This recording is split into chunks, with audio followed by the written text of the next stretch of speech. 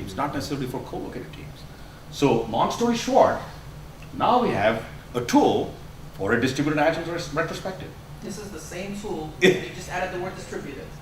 Well, we had to redesign the tool as well. Oh, okay. Yeah, so it's not, this is what we're doing over here, without doing anything to the tool, was validating that people would, once they saw the word distributed, they would actually click on that. So it's the perception. It's the perception. You don't have to actually have anything behind, built yet. We're validating this over the internet because we can't show it to people. And just by having that, we do this A/B testing, and you got tools that will run this and show you what the different versions are and what the results are. So now we validated our assumption. We go back, and remember the term I used? Starts with a P. Pivot. A pivot. What we're going to do is pivot our tool from being just a general retrospective tool to a tool for distributed teams, a retrospective tool for distributed teams. We go in, we try it out, encourage you. Who's got a distributed agile team? Anybody? Well, there you go. Go check it out, see how it works, Sensei tool.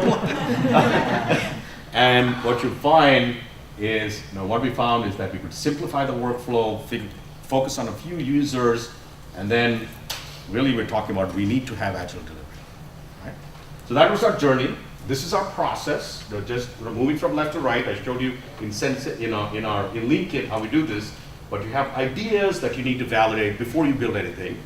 And then once the ideas are validated by your customers, then you create low fidelity or no fidelity mock-ups before you build anything.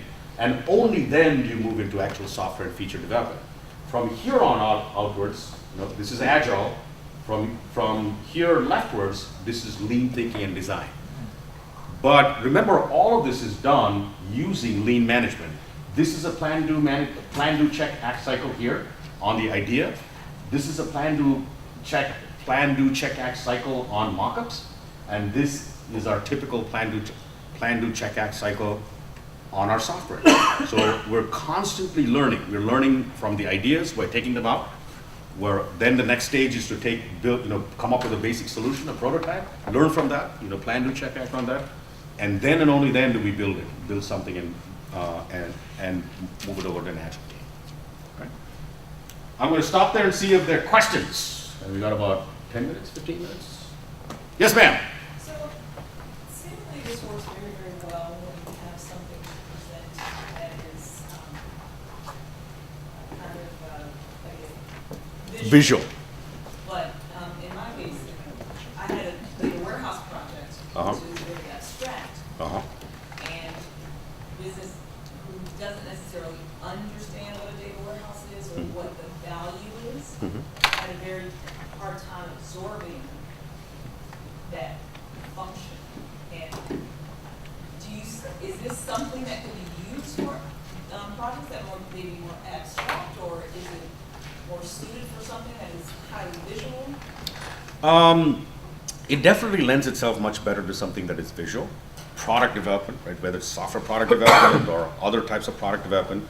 But remember, you can implement some form of experimentation even with a data warehouse project. I would encourage you to look at something called a javelin board or the lean canvas. Right?